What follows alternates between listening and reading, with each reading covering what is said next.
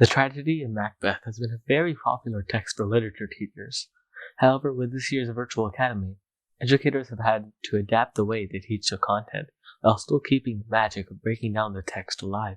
Well, it's a lot different for me. One of the things that I really love about teaching Shakespeare is the movement of it. And so when I teach plays, I typically, uh, have students getting up, acting out scenes, acting out, even reading aloud, like even reading aloud, say even from your desk, doesn't translate super well into the environment of like a virtual environment. So it has been a challenge to figure out new ways to get kids engaged in it. Yeah. Even then, Evans has adapted some of her old teaching techniques to make sure that content is fully understood. So the way that I've approached Macbeth, and this part is kind of similar to in class, but I do always like to show it just because it's a play, it's meant to be watched. And so I think there's a lot of value in seeing how it's staged, and then oftentimes showing like different stagings and different clips of, various productions. With Senior Panablada,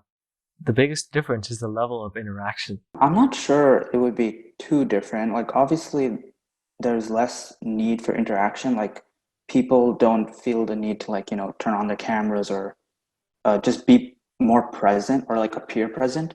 But it should be more or less the same. I think the main difference is the not being able to, like, just being more reserved and not asking as many questions as you would in person, because maybe you're like afraid to interrupt someone or something like that, which is something which people on virtual think more about. Still, Evans has some tips and advice for upcoming juniors and sophomores who may be looking ahead and planning for this class. Yeah, I mean, I think just with Shakespeare, number one, like don't be afraid of it. Don't have like preconceived ideas that you're not going to understand it, or it's too hard, or it's too old.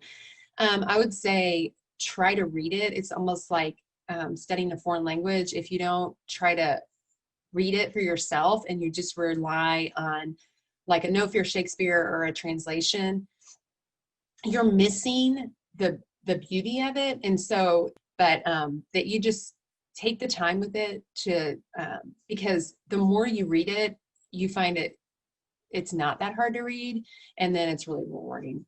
Reporting for WTV, I am Shrey Tawari.